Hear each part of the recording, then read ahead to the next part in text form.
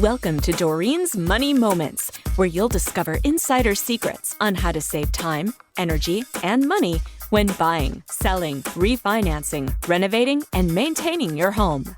This episode is brought to you by Doreen Dawood of the ACAL Mortgages Incorporated, the #1 mortgage choice for homebuyers. Now, here's your money moment. Okay, today we're going to talk about how to keep your kids out of debt. As you make plans for your children's post-secondary education, keep in mind that the average student's debt is currently almost $30,000, and it'll be even higher by the time your kids graduate. The truth is, most young people, and often their parents, can't afford that kind of debt, so it ends up damaging their credit rating and ability to buy a house and raise a family. The best way to prevent such problems is to avoid massive student debt in the first place. Here are 5 tips to avoid student loan debt. Tip number 1, think return on investment. Choose a program you like, but also focus on what the job prospects are and how much they pay. An expensive degree doesn't make sense if you end up earning minimum wage. Tip number 2, avoid non-government student loans.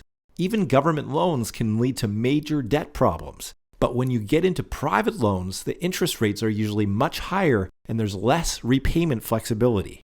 Tip 3, apply for every scholarship and grant you can find.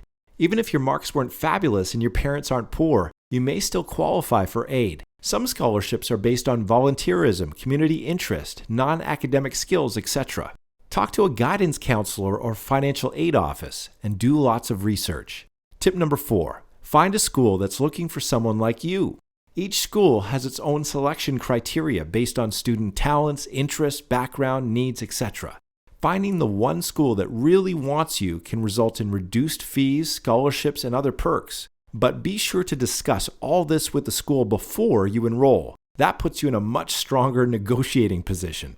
Tip number 5, smart mortgage strategies. You can also use your mortgage to help fund education. You can free up money for your early retirement contribution by taking advantage of many mortgage lenders' skip a payment feature. Or when the time comes, you can do an equity takeout to cover tuition fees so you end up paying affordable mortgage rates instead of expensive consumer loan rates.